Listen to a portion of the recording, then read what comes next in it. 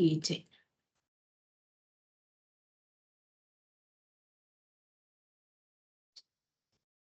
Listen humanity అనే గ్రంథాన్ని మనం ప్రతిరోజు చదువుకుంటూ ఉన్నాము.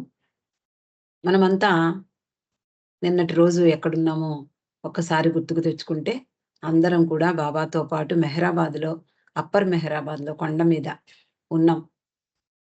అక్కడ జరిగినటువంటి విషయాలు తెలుసుకుంటూ ఉన్నాము. బాబా సమాధి అలాగే అంటే భావి సమాధి, అలాగే అక్కడుండేటటువంటి ఇతర కట్టడాలను కూడా సహవాసీలందరికీ కూడా చూపించడం జరిగింది. ఆ తర్వాత బాబా వాటర్ ట్యాంక్ ఏదైతే ఉందో మెహర్ రిట్రీట్ అంటాం మనం ఇప్పుడు.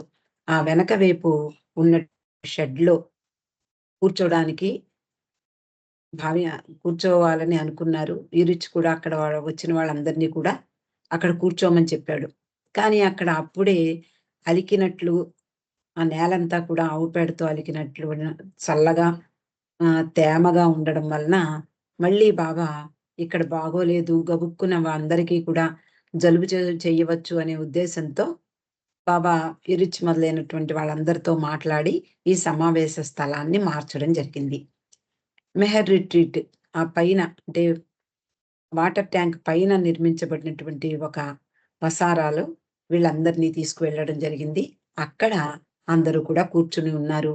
బాబా చెప్పేటటువంటి విషయాలను వినడానికి అందరూ సిద్ధంగా ఉన్నారు.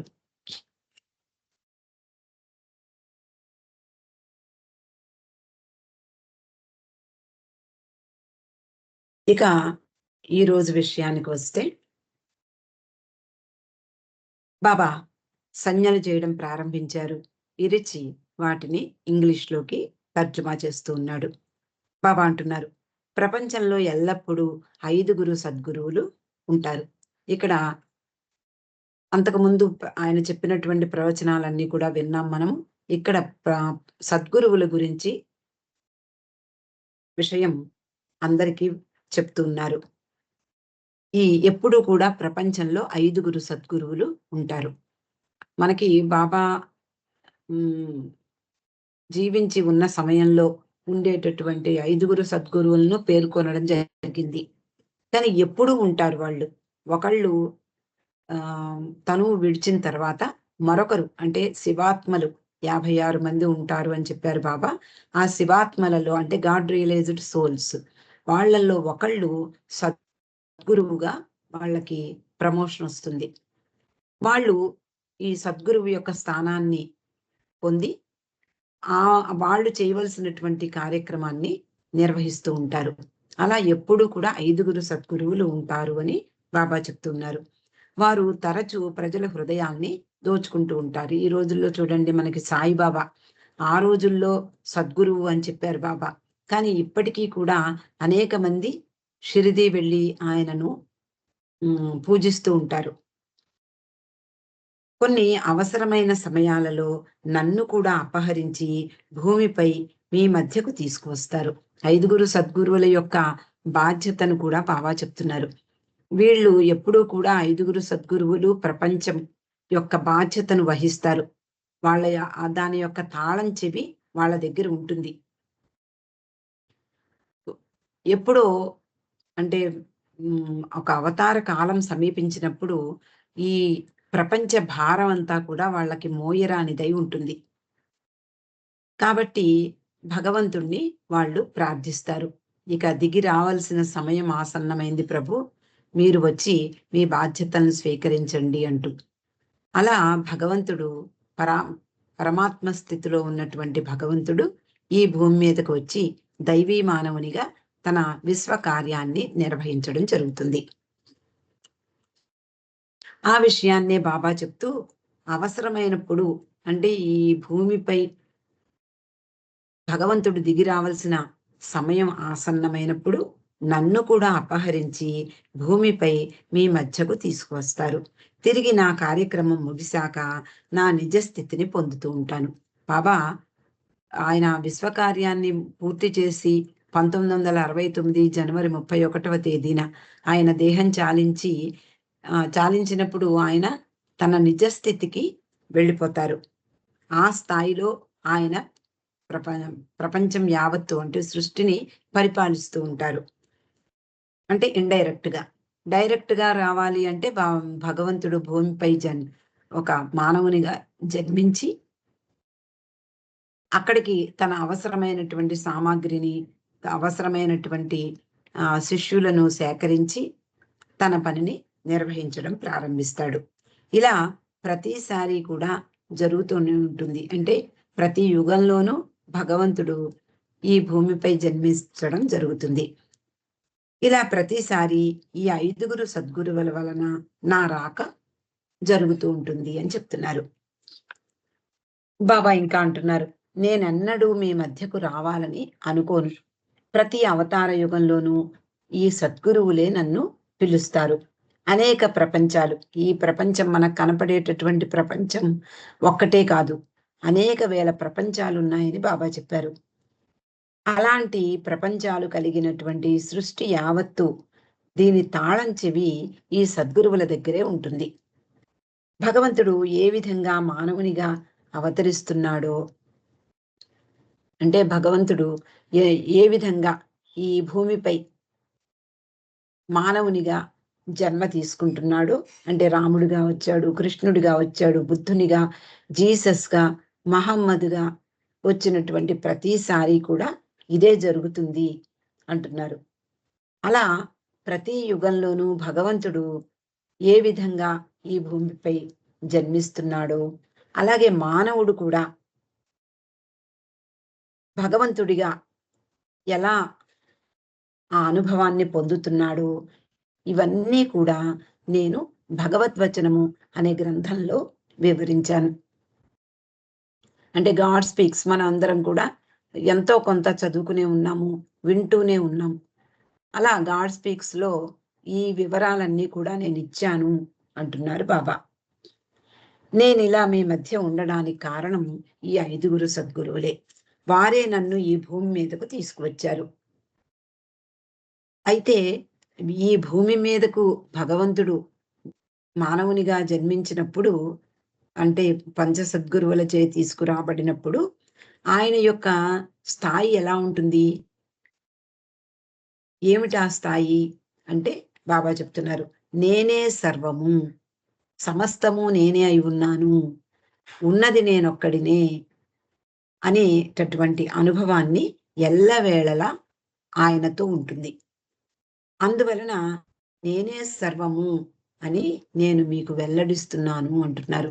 అంటే భగవంతుడు దైవీ మానవునిగా ఈ భూమి మీద జన్మించినప్పుడు ఈ ప్రపంచ జ్ఞానంతో పాటు ఆ అనంత శక్తి, అనంత ఆనందము, అనంత జ్ఞానముతో కూడినటువంటి ట్రినిటీ నేచర్, ఆ స్వభావం కూడా, అంటే ఆ లక్షణం కూడా కలిగి ఉంటుంది.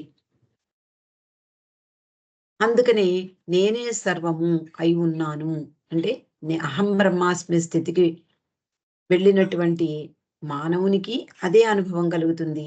ఆ పరమాత్మ స్థితిలో ఉన్నటువంటి ఆ భగవంతుడు ఈ భూమి మీదకు వచ్చినప్పటికీ నేనే సర్వము అయి ఉన్నాను అనేటటువంటి అనుభూతితోనే ఆయన ఉంటారు. మనకి ఒక్కసారి బాబా జీవిత చరిత్రను గుర్తు తెచ్చుకుంటే, బాబాజాన్ ముద్దు పెట్టుకున్న సమయం నుండి ఆయన అహం బ్రహ్మాస్మి స్థితిలో ఉన్నారు. అలా కొన్ని నెలల పాటు ఉన్నారు. ఆ తర్వాత సద్గురువుల్ని దర్శించడం జరిగింది. ఉపాసని మహారాజ్ దగ్గరికి వచ్చేటప్పటికి ఒక గులకరాతితో బాబాజాన్ ముద్దు పెట్టుకున్నటువంటి ఆ భృకుటి మధ్యలో తగిలేటట్లుగా ఉపాసని మహారాజ్ ఒక రాతిని విసరడం జరుగుతుంది.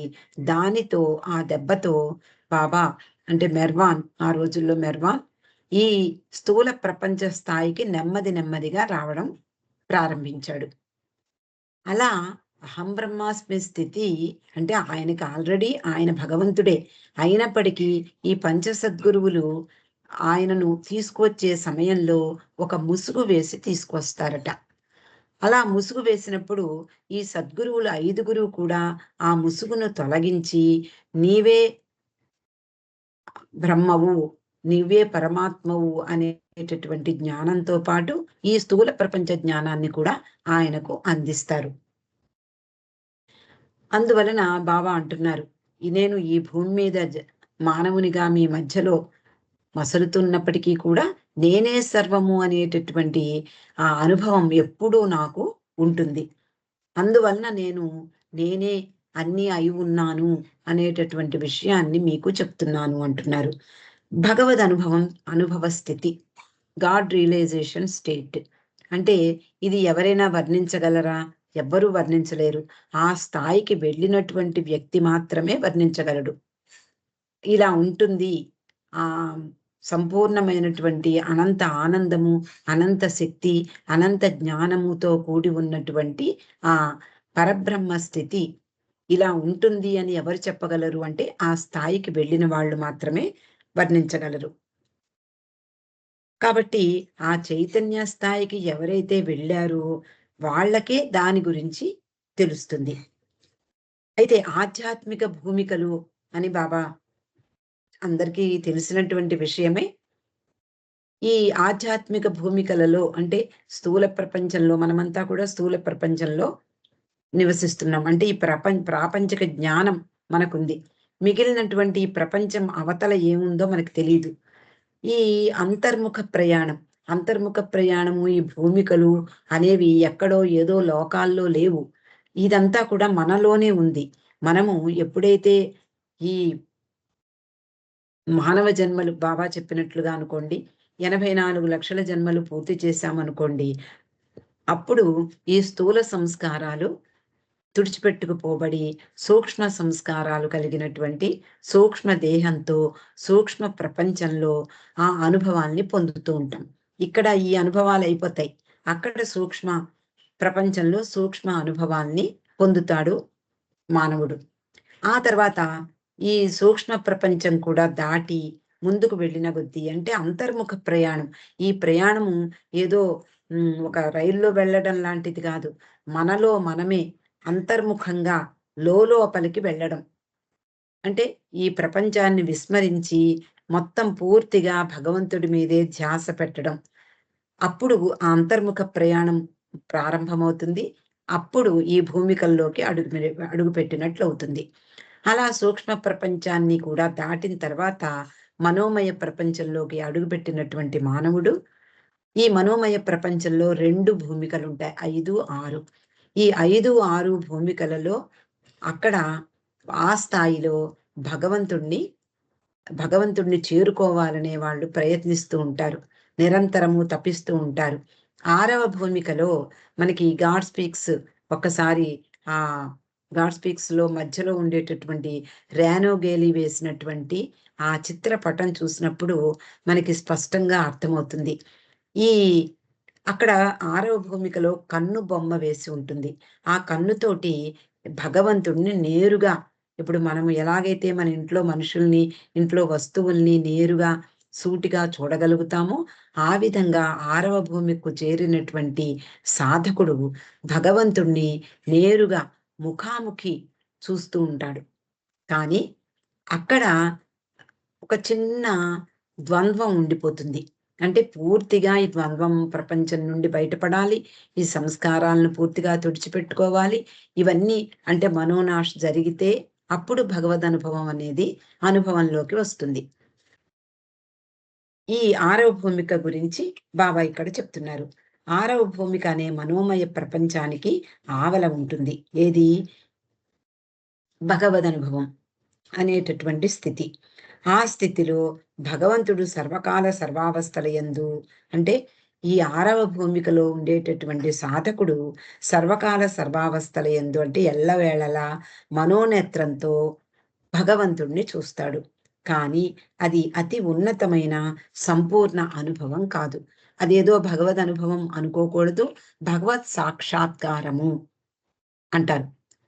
అంటే బాబా గాడ్ స్పీక్స్ ప్రకారము ఇప్పుడు మనము భగవత్ సాక్షాత్కారం పొందాలి. ఇలా మనం పురాణాల్లో చదువుకుంటూ ఉంటాం. భగవంతుని యొక్క అంటే మానవుని యొక్క గమ్యము పురాణాలలో చెప్పినట్లుగా ఈ భగవద్ సాక్షాత్కారంతో సరిపోదు. భగవంతుడే అయిపోవాలి. బాబా చెప్పిన ప్రకారం మానవ గమ్యం భగవంతుడవ్వడమే. కానీ మనకి భగవత్ సాక్షాత్కారము, లేదా మోక్షము, లేకపోతే ముక్తి ఇలాంటి మాటలన్నీ ఒక్కటిగానే మనకి చెప్పబడ్డాయి ఇతర గ్రంథాలలో.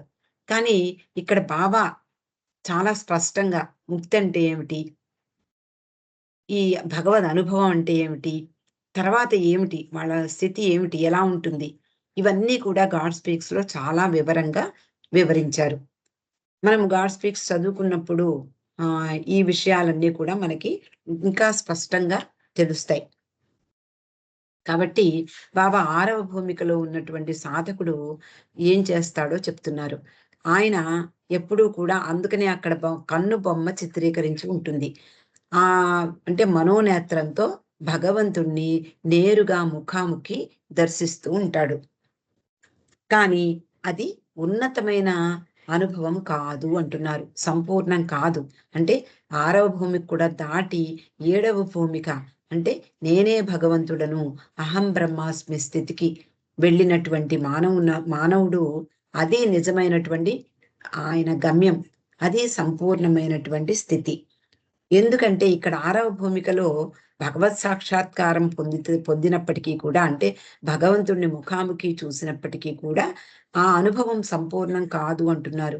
అంటే ఇంకా చిన్న సంస్కారం అనేది అంటే భగవంతుడు వేరు, నేను వేరు అనేటటువంటి చిన్న తెర అడ్డం ఉంటుంది.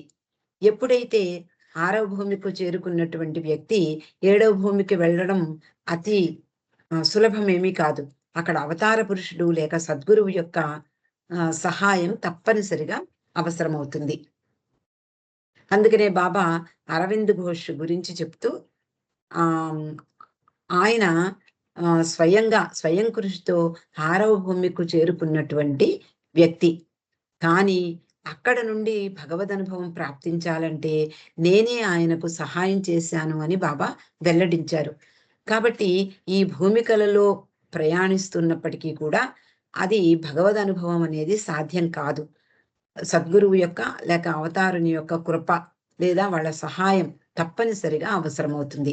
ఎందుకు అంటే ఈ 6వ భూమికలో ద్వంద్వము చిన్న తేడా ఉంటుంది. భగవంతుడు వేరు, నేను వేరు అనేటటువంటి ఆ భావన ఉండిపోతుంది. ఆ భావన కూడా తొలగిపోవాలి అంటే 6వ భూమిక నుండి 7వ భూమికలోకి అడుగుపెట్టినప్పుడు నేనే భగవంతుడను, ఉన్నది నేనొక్కడినే అనేటటువంటి అనుభవం కలుగుతుంది. ఈ విషయాన్ని బాబా చెప్తూ ఉన్నారు. ఈ పంచ సద్గురువులు భగవత్ స్థితిని పొందుటయే కాక వారు తిరిగి సాధారణ మానవ చైతన్యానికి దిగి వస్తారు. ఇక సద్గురువు విషయానికి వస్తే సద్గురువు అంటే ఎవరు? గాడ్ స్పీక్స్ లో చాలా వివరంగా బాబా చెప్పారు. సద్గురువు అంటే మానవ దేవుడు అని పిలుస్తారు. అంటే మానవుడే దేవుడయ్యాడు. అంటే మనము అందరం కూడా ఈ ఆధ్యాత్మిక మార్గంలోకి అడుగుపెట్టినప్పుడు 6వ భూమిక దాటి 7వ భూమికలో భగవదనుభవాన్ని పొంది కొన్ని ఆత్మలు అంటే ఆ భగవదనుభవ స్థితిలో ఉండిపోతాయి. కానీ సద్గురువులుగా మళ్ళీ భూమి మీదకి రావలసి ఉన్నటువంటి ఆ విధి వాళ్ళ మీద ఉన్నప్పుడు వాళ్ళు మాత్రమే మళ్ళీ ఈ భూమి మీద అంటే ఈ స్థూల ప్రపంచం అంటే మనము చూసేటటువంటి ఈ ప్రపంచ జ్ఞానంలోకి వస్తారు. అందువలన ఈ సద్గురువులు భగవత్ స్థితిని పొందినా కూడా వాళ్ళు సాధారణ మానవ స్థితికి వచ్చి అంటే 2 అనుభవాలు వాళ్ళకుంటాయి. అటు భగవద్ అనుభవము ఉంటుంది. ఇటు మానవునిగా ఈ స్థూల ప్రపంచ అనుభవం కూడా వాళ్ళకుంటుంది. కాబట్టి వాళ్ళు ఇక్కడికి వచ్చి మానవుల మధ్య వాళ్లకు నిర్ణయింపబడినటువంటి విధిని వాళ్ళు నిర్వర్తిస్తూ ఉంటారు. అలా వారు భగవత్ చైతన్యంతో పాటు మనోమయ, సూక్ష్మ, స్థూల చైతన్యంలో కూడా కలిగి ఉంటారు. మానవ దేవుళ్ళు అంటారు. దైవీ మానవుడంటే భగవంతుడే దిగివచ్చి మానవునిగా జన్మించడం. మానవ దేవుడు అంటే సద్గురువు, పెర్ఫెక్ట్ మాస్టర్. ఈ మానవ దేవుళ్ళైన 5గురు లేనిదే ఈ ప్రపంచం నడవదు. ఈ 5గురు సద్గురువులు వేరు దేహాలతో కనిపిస్తున్నప్పటికీ భగవంతునితో ఒకటై ఉంటూ భగవత్ చైతన్యం యొక్క సర్వోత్కృష్టమైన ఒకే ఒక అనుభవాన్ని పొందుతూ ఉంటారు. ఈ సద్గురువులందరూ కూడా 5గురు వేరువేరుగా మనకు కనిపిస్తారు. మనకి బాబా జీవించి ఉన్న కాలంలో వీళ్ళు సద్గురువులు అని చెప్పబట్టి మనకి వాళ్ళ గురించి మనకి ఇంకా వివరంగా తెలిసింది. ముఖ్యంగా హజరత్ బాబాజాన్, షిరిడి సాయిబాబా, ఉపాసనీ మహారాజ్, నారాయణ మహారాజ్, తాజుద్దీన్ బాబా. ఈ 5గురు బాబా ఉన్న సమయంలో అంటే బాబాకు సహాయం చేసినటువంటి వారు ఈ 5గురు సద్గురువులు. ఈ 5గురు సద్గురువులు వాళ్ళ వాళ్ళ విధిని నిర్వర్తించి వాళ్ళు శరీరం చాలించిన తర్వాత ఇందాక మనం చెప్పుకున్నాం. శివాత్మలు, గాడ్ రియలైజ్డ్ సోల్స్ 56 ఉంటాయి. వాళ్ళల్లో ఒకళ్ళు మళ్ళీ ఆ సద్గురువుల యొక్క స్థానాన్ని ఆక్రమిస్తారు. అంటే ఎవరైతే సద్గురువులుగా రావలసినటువంటి విధి వాళ్ళ మీద ఉందో వాళ్ళే సద్గురువులవుతారు. అలా ఈ 5గురు సద్గురువులు వేరువేరుగా కనిపించినప్పటికీ కూడా భగవంతునితో ఒకటై ఉన్నారు. ఆ భగవత్ చైతన్యం యొక్క సర్వోత్కృష్టమైనటువంటి ఆ స్థితిని, ఆ అనుభవాన్ని ఏకకాలంలో పొందుతూ ఉంటారు. అయినప్పటికీ ప్రాపంచికంగా, బాహ్యంగా కనిపించే సంబంధాలలో ప్రతి ఒక్కరూ వేరువేరుగా కనిపిస్తారు. బాబాజాన్ ఎక్కడో ఆఫ్ఘనిస్తాన్‌లో పుట్టినటువంటి ఆవిడ పూనా నగరంలో వేప చెట్టు కింద నివసించింది అని మనకు తెలుసు. అలాగే సాయిబాబా షిరిడీలో అంటే ఎక్కడి నుండి వచ్చాడో ఆయన తెలీదు గానీ, ఇప్పటికీ కూడా ఆయన ఏ మతానికి చెందినవాడో తెలీదు. అయినా కూడా అందరూ కూడా ముఖ్యంగా ఎక్కువగా హిందువులు ఆయన్ని పూజిస్తూ ఉంటారు. అలాగే హ హ్మ్. నా ఉపాసనీ మహారాజ్. ఉపాసనీ మహారాజ్ సాయిబాబా ద్వారా భగవదనుభవం పొంది ఆయన మళ్ళీ ఈ స్థూల ప్రపంచంలో సద్గురువుగా చలామణి అవుతూ హిందూ సద్గురువుగా ఆయన ఆయనను ఆరాధించేవారు ఆ రోజుల్లో.